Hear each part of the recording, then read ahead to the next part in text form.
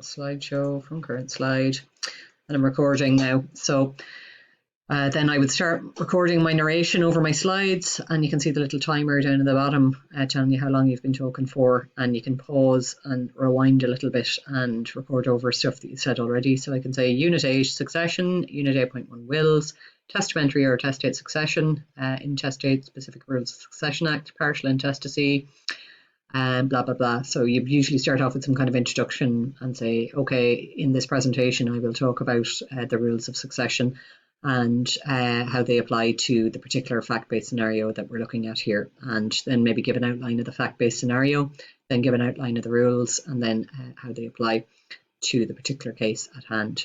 So then once you've recorded your screencast going through your different slides and where you talk over your different slides, then press pause.